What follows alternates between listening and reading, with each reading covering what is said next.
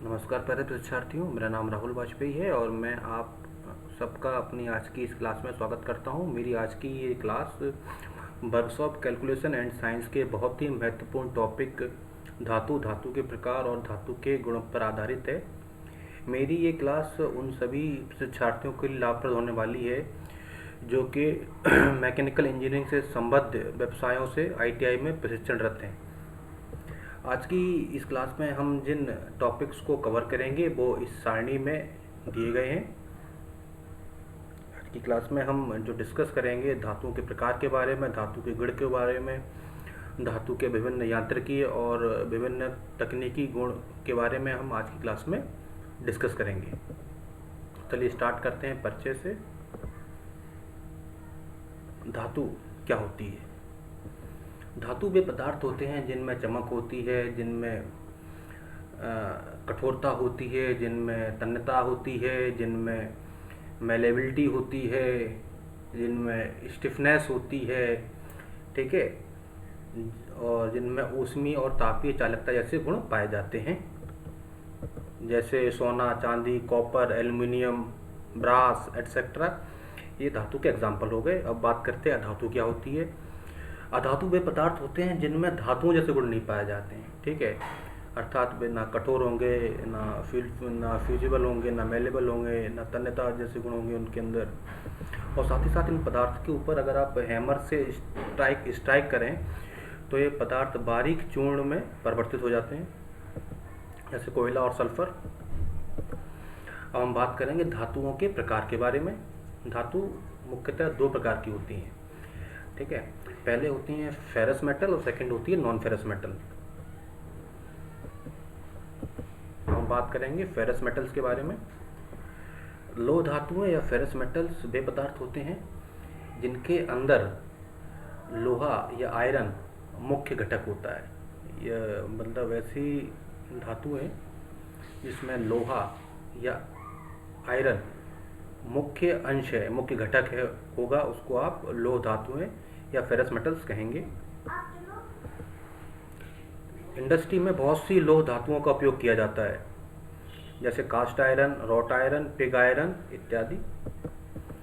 Next अलोह धातुएं या non ferrous metals. Non ferrous metal या अलोह धातुएं वे धातुएं होती हैं जिनमें आयरन के अलावा कोई अन्य दूसरी मेटल मुख्य अवयव होगी, मुख्य घटक होगी, ठीक है। इंडस्ट्री में बहुत सी जो है नॉन फेरस मेटल्स का उपयोग किया जाता है, जैसे aluminium, copper, tin, brass, zinc etcetera. अब हम बात करने जा रहे हैं धातुओं के गुण, प्रॉपर्टीज ऑफ मेटल्स के बारे में। तो धातुओं के गुणों को कई प्रकार से परिभाषित किया जा सकता है, जैसे धातुओं के भौतिक गुण, धातुओं के रासायनिक गुण, धातुओं के यांत्रिकीय गुण और धातुओं के तकनीकी गुण। धातु के भौतिक गुण में हम पढ़ते हैं धातु के भार, द्रव्यमान, उसकी अवस्था के बारे में। धातु के रासायनिक गुण में हम पढ़ते हैं धातु की दूसरी धातु के साथ क्रिया प्रतिक्रिया के बारे में, किस तरह से वो रिएक्ट करती दूसरी धातु के संपर्क में आने पर। और धातु के यांत्रिकी गुण में हम पढ़ते हैं कि जब धातु के ऊपर कोई एक्सटर्नल फोर्स लगाई जाती है तो वो किस तरह से रिएक्ट करता है। और तकनीकी गुण में हम पढ़ेंगे कि किसी धातु के ऊपर जब आप विभिन्न प्रकार के ऑपरेशन परफॉर्म करेंगे तो उस अवस्था में धातु किस तरह से रिएक्ट करती है और धातु का क्या उस अवस्था में क्या व्यवहार होता है, ठीक है। तो आज की हमारी जो क्लास होगी आज उसमें हम जो धातु के गुण पढ़ेंगे वो हमारे यांत्रिकीय गुण और तकनीकी गुण होंगे, क्योंकि भौतिक गुण और रासायनिक गुण का जो है आईटीआई के मैकेनिकल स्ट्रीम से संबंधित शिक्षार्थियों के लिए ज़्यादा उपयोग नहीं है। ज़्यादातर जो क्वेश्चन एग्ज़ाम में आते हैं वो यांत्रिकीय गुण और तकनीकी गुणों से संबंधित होते हैं। तो चलिए स्टार्ट करते हैं धातु के यांत्रिकीय गुणों के बारे में। तो सबसे पहले, जैसे मैंने आपको पहले बताया था कि धातु के यांत्रिकीय गुण क्या होते हैं। धातु के यांत्रिकीय गुण का मतलब है वे गुण जो धातु के वे गुण जब जो के धातु के बिहेवियर को बताएं जब धातु के ऊपर एक्सटर्नल फोर्स अप्लाई हो, ठीक है। जैसे धातु के विभिन्न यांत्रिकी गुण होते हैं, स्ट्रेंथ, कठोरता, प्रत्यास्थता या इलास्टिसिटी, प्लास्टिसिटी, तन्यता, आघातवर्धनीयता, भंगुरता, स्टिफनेस, टफनेस इत्यादि। अब हम बात करेंगे स्ट्रेंथ या सामर्थ्य की। सामर्थ्य क्या होता है? सामर्थ्य मतलब धातु का वह गुण जो बताता है कि धातु के ऊपर जब एक्सटर्नल फोर्स आरोपित हो तो वह टूटने से पहले कितना एनर्जी अपने अंदर स्टोर कर पा रहा है, ठीक है, या बिना टूटे कितना बल वो सहन कर पा रहा है। आप ये कह सकते हैं कि टूटने से पहले उसने कितना जो है लोड सहन कर लिया अपने ऊपर जब उसके ऊपर एक्सटर्नल फोर्स अप्लाई हुआ, ठीक है। धातु का ये गुण विभिन्न प्रकार के स्ट्रक्चर और कंपोनेंट के डिज़ाइन के लिए सुटेबल मेटल के चुनाव में बहुत ही ज़्यादा इम्पोर्टेंट रोल प्ले करता है। मान के चलिए आप मैकेनिकल इंजीनियर हैं और आपको जो है एक स्ट्रक्चर डिज़ाइन करने को दिया गया है और उस जगह जो है बहुत अधिक लोड पड़ने वाला है, तो वहाँ पर स्ट्रक्चर के लिए आप वो मेटल सिलेक्ट करेंगे जिसकी लोड सहन करने की क्षमता ज़्यादा हो, ठीक है। तो इस तरह हम कह सकते हैं कि ये जो प्रॉपर्टी है मेटल की बहुत ज़्यादा इसका महत्व है। सेकंड है कठोरता। कठोरता मतलब क्या है? कठोरता की धातु का वह गुण जिससे पता चलता है कि कितने कम से कम बल में इसके ऊपर निशान पड़ेगा, या आप कह सकते हैं ये धातु का वह गुण है जिसके वजह से ये अपने ऊपर लगाए जाने वाले स्क्रैच या पेनिट्रेशन का विरोध करता है, ठीक है। मान के चलिए आप दो धातुओं को एक दूसरे के ऊपर रगड़ रहे हैं, ठीक है, तो उस स्थिति में जिस धातु पर पहले निशान पड़ेगा वह कम कठोर होगी और जिस धातु पर बाद में निशान पड़ता है वह ज़्यादा कठोर होती है, ठीक है। इसके द्वारा एक धातु द्वारा दूसरे धातु को काटने की क्षमता को भी दर्शाया जाता है। जाहिर सी बात है, जिस धातु पर जब आपने एक धातु के ऊपर दूसरी धातु को रगड़ा तो जिस धातु पर पहले मार्क का निशान आ गया, जिस पर पहले निशान पड़ जाता है, तो उसका मतलब वो जल्दी वहाँ से कट भी सकती है। तो दूसरी धातु जिस पर बाद में निशान पड़ा वो कठोर है, वो उसको काटने में सक्षम है। नेक्स्ट है इलास्टिसिटी। इलास्टिसिटी धातु का वह गुण होता है जो दर्शाता है कि वह बिना टूटे अपने आकार व आकृति को बदल सकती है और फिर बल हटाने पर उसी अवस्था में वापस आ जाती है। जैसे मान के चलिए किसी वस्तु पर आपने जब बल लगाया, किसी पदार्थ पर आपने जब बल लगाया तो वह अपना आकार और रूप चेंज कर ले, ठीक है, आकार और शेप चेंज कर ले, और परंतु जैसे ही आप उस पे ऊपर जो आपने बल लगाया था उस बल को जब आप हटा लें तो वापस वह अपनी उसी अवस्था में आ जाए, तो उसको आप बोलेंगे इलास्टिसिटी। इसके एग्जाम्पल है rubber, spring. Machine, tool, structure, material आदि के लिए इलास्टिसिटी एक वांछनीय गुण है। स्टील में लोड की एक सीमा तक इलास्टिक होने का गुण होता है। प्रकृति में कोई भी धातु पूर्ण रूप से इलास्टिक नहीं होती है। नेक्स्ट है सुघट्यता या प्लास्टिसिटी। प्लास्टिसिटी धातु का वह गुण होता है जिसके वजह से जब उसके ऊपर बल लगाया जाता है तो उसमें परमानेंट डिफॉर्मेशन आ जाता है। इसका मतलब क्या हुआ कि जब आपने धातु के ऊपर बल लगाया तो बल लगाने पर तो उसमें जो चेंज आए हैं वो बल के हटने के बाद भी नहीं चेंज होंगे वो, ठीक है। मतलब एक बार उसमें जो चेंज आ गया वो बना रहेगा। बल आप हटा लें उसके बावजूद भी उसके जो शेप है उसमें कोई चेंज नहीं आएगा और अपनी प्रारंभिक अवस्था में नहीं लौटेगा, ठीक है। किसी भी धातु में यह गुण उसके स्वभाव और इस बात पर निर्भर करता है कि उसको आपने किस अवस्था में शेप किया है। जैसे आपने उसको शेप हॉट वर्किंग स्टेज में दिया है या कोल्ड वर्किंग स्टेज में दिया है। हॉट वर्किंग का क्या मतलब होता है? हॉट वर्किंग वो स्टेज होती है जब आप रीक्रिस्टलाइजेशन टेम्परेचर से ऊपर करते हैं, और कोल्ड वर्किंग जो प्रोसेस है वो रूम टेम्परेचर पर की जाती है। तो इन दोनों अवस्था में जब आप जो ऑपरेशन करेंगे, जो शेप देंगे, तो दोनों ही अवस्था में जो मेटल होगी उसकी प्लास्टिसिटी अलग अलग होगी। नेक्स्ट तन्यता। तन्यता किसी भी धातु का वह गुण होता है जिसकी वजह से इसे तार के रूप में चेंज किया जाता है, ठीक है। जैसे सोना चांदी को जब आप खींचते हैं तो तार बनता है। सोने की तन्यता या डक्टिलिटी सबसे अधिक होती है। किसी भी धातु की तन्यता को उसकी टूटने की अवस्था से पहले उसकी लंबाई में होने वाले परसेंटेज एलोंगेशन या उसके क्रॉस सेक्शनल एरिया में होने वाले परसेंटेज रिडक्शन के द्वारा परिभाषित किया जा सकता है। वो हम जानेंगे परसेंटेज एलोंगेशन के बारे में कि परसेंटेज एलोंगेशन क्या होता है। परसेंटेज एलोंगेशन को हमने एक सूत्र के द्वारा दर्शाया है, जो सूत्र ये आपके सामने है। परसेंटेज एलोंगेशन क्या होता है? परसेंटेज एलोंगेशन होता है कि लंबाई में वृद्धि बटे वास्तविक लंबाई इंटू 100। इस सूत्र का उपयोग करके आप परसेंटेज एलोंगेशन निकाल सकते हैं। और परसेंटेज रिडक्शन क्या होता है? परसेंटेज रिडक्शन अनुप्रस्थ काट के क्षेत्रफल में कमी डिवाइडेड बाय या बटे वास्तविक अनुप्रस्थ काट का क्षेत्रफल गुणित 100। इस सूत्र का उपयोग करके आप परसेंटेज रिडक्शन को निकाल सकते हैं। नेक्स्ट, आघात वर्धनीयता या मेलेबिलिटी। आघात वर्धनीयता या मेलेबिलिटी धातु का वह गुण होता है जिसके द्वारा उसको पीट कर, बल लगाकर या बेल कर पतली चादरों के रूप में परिवर्तित किया जा सकता है। जैसे copper, aluminium, soft steel, lead, wrought iron, सोना, चांदी में यह गुण ज़्यादा पाए जाते हैं। Next, stiffness. स्टिफनेस धातु का वह गुण होता है जिसके वजह से वह अपने ऊपर बल लगाए जाने पर डिफॉर्मेशन या डिफ्लेक्शन का विरोध करता है। अर्थात जो धातुएं स्टिफ होती हैं वे अपने ऊपर बल लगाए जाने पर डिफॉर्म या डिफ्लेक्ट नहीं होती हैं। इस धातु के इस गुण को रिजिडिटी के नाम से भी जाना जाता है। हुक्स लॉ के अंतर्गत किसी भी धातु की स्टिफनेस को यंग मॉडुलस से नापा जाता है। किसी धातु के यंग मॉडुलस का मान जितना अधिक होगा वह धातु उतनी ही अधिक स्टिफ होगी। टेंसाइल और कंप्रेसिव स्ट्रेस की दिशा में इसे मॉडुलस ऑफ इलास्टिसिटी एवं शियर स्ट्रेस की दिशा में इसे मॉडुलस ऑफ रिजिडिटी द्वारा मापा जाता है। भंगुरता। भंगुरता स्टिफनेस की एकदम विपरीत होती है।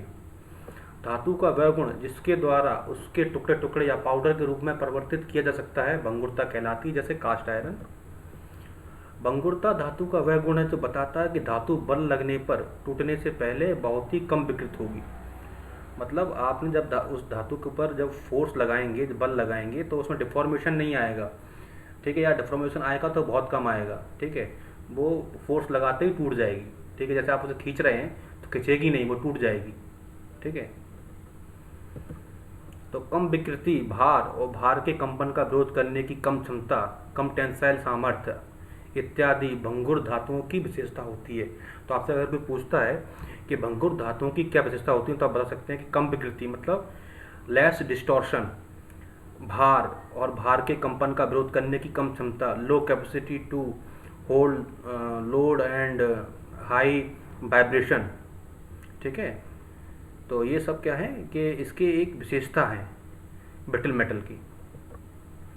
ये तन्यता के बिल्कुल विपरीत गुण होता है जो आपको मैंने बता दिया है। Next, toughness. टफनेस धातु का वह गुण होता है जो बताता है कि बल लगाए जाने पर धातु बहुत ऊर्जा को अवशोषित करने में सक्षम होती है, ठीक है, और बिना किसी टूट फूट के बहुत विकृत हो जाती है या टूटने से पहले बहुत ज़्यादा विकृत होने के साथ साथ ज़्यादा ऊर्जा अवशोषित करने में सक्षम होती है, ठीक है। मतलब अवशोषित करना क्या, उसमें ऊर्जा अवशोषित करने से मतलब है एनर्जी स्टोर करना, ठीक है। मतलब जब इसमें आप किसी धातु के ऊपर बल लगाएंगे तो टूटने से पहले वो अपने अंदर कितनी एनर्जी स्टोर कर पा रही है, ठीक है, उसको टफनेस बोलेंगे। जो धातु टूटने से पहले जितनी ज़्यादा एनर्जी अपने अंदर स्टोर करने में सक्षम होती है वो उतनी ज़्यादा टफ होती है। धातु द्वारा अवशोषित की गई ऊर्जा या धातु द्वारा स्टोर की गई एनर्जी को मॉडुलस ऑफ टफनेस के द्वारा जाना जाता है। तो मतलब आपसे अगर कोई क्वेश्चन एक नंबर में आ सकता है एग्जाम में कि what is modulus of toughness, तो मॉडुलस ऑफ टफनेस का मतलब क्या हुआ कि धातु के द्वारा स्टोर की गई एनर्जी को आप बोलेंगे मॉडुलस ऑफ टफनेस, ठीक है। नेक्स्ट है धातु के विभिन्न तकनीकी गुण, टेक्नोलॉजिकल प्रॉपर्टीज ऑफ मेटल। ये बहुत ही महत्वपूर्ण प्रॉपर्टीज हैं मेटल्स की, ये आपको मेरे ख्याल से ज़्यादातर बुक्स में नहीं मिलेगी, ठीक है। सबसे पहले जान लेते हैं कि धातु के तकनीकी गुण होते क्या हैं। धातु के तकनीकी गुण वे गुण होते हैं जो मैन्युफैक्चरिंग प्रक्रिया के दौरान होने वाली शेपिंग, फॉर्मिंग, फैब्रिकेशन इत्यादि प्रक्रिया में धातु के व्यवहार को प्रदर्शित करती हैं, ठीक है। तो मतलब मैन्युफैक्चरिंग के दौरान यही मेन प्रक्रिया होती है, शेपिंग, फॉर्मिंग, फैब्रिकेशन। तो ये प्रक्रियाओं के दौरान धातु किस तरह से रिएक्ट करेगी, तो ये तकनीकी गुण के अंदर आता है। नेक्स्ट, धातु के महत्वपूर्ण तकनीकी गुण निम्नलिखित हैं। Number 1 machinability, number 2 weldability, number 3 workability और नंबर 4 कास्टेबिलिटी। सबसे पहले हम बात करेंगे मशीनेबिलिटी के बारे में। धातु का ये गुण यह बताता है कि वह धातु कितनी आसानी से टर्निंग, ड्रिलिंग, रीमिंग, मिलिंग जैसे विभिन्न मशीनिंग ऑपरेशन में कटिंग टूल्स के द्वारा इसके अवांछनीय पदार्थ को कितनी आसानी से आप अलग कर सकते हैं। मतलब ये गुण बताता है कि कितनी इजीली जब मशीनिंग प्रोसेस आप कर रहे हैं, ठीक है, तो मशीनिंग प्रोसेस के दौरान इस धातु से अनवांटेड मटेरियल को आप कितने इजीली आप हटा पा रहे हैं, समझ रहे हो। मतलब जैसे कोई भी आप मेटल आप लीजिए, चाहे आपकी स्टील है, कॉपर है, ठीक है, कास्ट आयरन है, तो अगर इन धातुओं का अगर आप कंपैरेटिव स्टडी करें तो इन धातुओं पे अगर आप जो है मशीनिंग कर रहे हैं तो इन मशीनिंग के दौरान इन तीनों धातुओं पर आपने अगर ऑपरेशन किया, कोई भी ऑपरेशन, जैसे मान लीजिए आप मिलिंग कर रहे हैं या आप शेपिंग कर रहे हैं या रीमिंग कर रहे हैं या ड्रिलिंग कर रहे हैं, तो कितने इजीली इन तीनों धातुओं में से कितने इजीली आप अनवांटेड मटेरियल निकाल पा रहे हैं। तो जो धातु जितने इजीली अनवांटेड मटेरियल निकलता है धातु में से जितने इजीली, तो वो धातु उतनी, उसकी धातु की मशीनेबिलिटी उतनी अच्छी होती है, उतनी बढ़िया होती है, ठीक है। मतलब कि उस मशीनेबिलिटी का मतलब क्या है, उस पर मशीनिंग आप उतनी इफेक्टिवली कर सकते हैं, ठीक है। जब मशीनिंग करने में आपको उतनी कम दिक्कत आएगी, ठीक। धातु की मशीनेबिलिटी को पेरेंट धातु में दूसरी धातु का कुछ भाग मिलाकर बढ़ाया जाता है। जैसे स्टील में कॉपर या कॉपर अलॉय मिलाकर इसकी मशीनेबिलिटी बढ़ाई जा सकती है। तो आप समझ गए मशीनेबिलिटी के बारे में। मशीनेबिलिटी मतलब क्या, मशीनेबिलिटी वह गुण है किसी भी धातु का जिसके जो यह बताता है कि मशीनिंग प्रक्रिया के दौरान, जब वो मशीनिंग कर रहे हैं तो मशीनिंग प्रक्रिया के दौरान उस धातु में से अनवांटेड मटेरियल को आप कितनी आसानी के साथ हटा पा रहे हैं, ठीक है। तो जिस धातु में से आप जितनी आसानी के साथ अनवांटेड मटेरियल को हटा देंगे उसकी मशीनेबिलिटी उतनी ही बढ़िया होगी। सेकंड है बेल्डेबिलिटी। बेल्डेबिलिटी के गुण को धातु के उस गुण के रूप में परिभाषित किया जाता है जो है बताता है कि उस धातु को कितनी आसानी से साथ उसी धातु के साथ या किसी अन्य धातु के साथ वेल्डिंग प्रक्रिया द्वारा जोड़ा जा सकता है, ठीक है। मतलब ये बताता है कि कोई धातु जो है वो आप उसी धातु से या दूसरी धातु के साथ कितने इजीली आप उसे वेल्ड कर पा रहे हैं, जोड़ पा रहे हैं, ये गुण बता रहा है। धातु की वेल्डेबिलिटी का गुण निम्न बातों पर निर्भर करता है: धातु की रचना, धातु का सामर्थ्य, धातु के ऊष्मीय गुण, वेल्डिंग विधि, फिलर मेटल इत्यादि। नेक्स्ट, वर्केबिलिटी या वर्केबिलिटी बोल सकते हैं इसको, आप फॉर्मेबिलिटी भी बोल सकते हैं, ठीक है। तो इसे धातु के उस गुण के रूप में परिभाषित किया जाता है जो है बताता है कि उस धातु को कितनी आसानी के साथ फॉर्मिंग प्रक्रिया के दौरान विभिन्न प्रकार के आकृति और माप में बदला जा सकता है। मतलब फॉर्मिंग प्रक्रिया मतलब क्या होता है कि फॉर्मिंग प्रक्रिया वो प्रोसेस होती है जिसमें आप विभिन्न प्रकार के ऑपरेशन परफॉर्म करते हैं। हैमर्स के द्वारा फोर्स लगा रहे हैं, डाई कास्टिंग कर रहे हैं, ठीक है। तो इस प्रक्रिया में आप जो है कितने इजीली वो मेटल डिजायर्ड शेप ले पा रही है, ठीक है। मतलब वर्केबिलिटी का ये मतलब है, वर्केबिलिटी मतलब आपका फॉर्मेबिलिटी हुआ। तो फॉर्मिंग प्रक्रिया के दौरान वो हैमर द्वारा चोट लगाए जाने पर, हैमरिंग करने पर, या रोलिंग प्रक्रिया या रोलिंग करने पर, या वायर ड्राइंग के द्वारा कितनी आसानी से डिजायर्ड रूप ले पा रही है, समझ रहे हैं आप। इसमें आपको एक बात ध्यान रखनी है, वर्केबिलिटी मतलब आप जब उस पर फोर्स लगा रहे हैं तो फोर्स के द्वारा वो कितनी आसानी से शेप ले पा रही है, ठीक है। तो धातु की फॉर्मेबिलिटी या वर्केबिलिटी का गुण निम्न बातों पर निर्भर करता है: नंबर 1 धातु की क्रिस्टल संरचना, नंबर 2 हॉट एवं कोल्ड वर्किंग प्रोसेस, धातु का ग्रेन साइज और मूल धातु में मौजूद मिश्र धातु तत्व। लास्ट, कास्टेबिलिटी। कास्टेबिलिटी धातु के उस गुण को दर्शाता है जो है बताता है कि धातु को कितनी आसानी के साथ ढलाई प्रक्रिया के दौरान विभिन्न प्रकार के आकृति और माप में ढाला जा सकता है।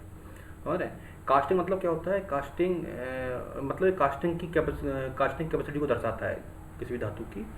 आपको पता होना चाहिए कि कास्टिंग क्या होती है। कास्टिंग मतलब क्या है, किसी धातु को मेल्ट करके सांचों में ढालना, डिफरेंट डिफरेंट टाइप के सांचों में उसे ढालकर उसे डिफरेंट डिफरेंट शेप प्रोवाइड करना। तो कोई भी धातु कितने इजीली कास्ट हो पा रही, कोई भी धातु कास्टिंग प्रक्रिया में कितने इजीली डिफरेंट शेप एक्वायर कर पा रही है, वो उसकी कास्टेबिलिटी होगी। कास्टेबिलिटी का गुण जो है निम्न बातों में निर्भर करता है: सॉलिडिफिकेशन रेट, गैस छिद्र, संकोचन दर इत्यादि। आज की क्लास में हमने निम्न संदर्भ यूज़ किए थे। ये बता रहा है, जो हमारी स्लाइड बता रही है कि हमने कहाँ कहाँ से स्टडी मटेरियल इस क्लास के लिए उपयोग किया है। आप सभी का इस क्लास में अंत तक बने रहने के लिए धन्यवाद। आप सभी मेरी क्लास को लाइक करें, सब्सक्राइब करें। आपका लाइक और सब्सक्राइब मुझे मोटिवेट करता है और भी अधिक वीडियो बनाने के लिए। Thank you very much. आपका दिन शुभ।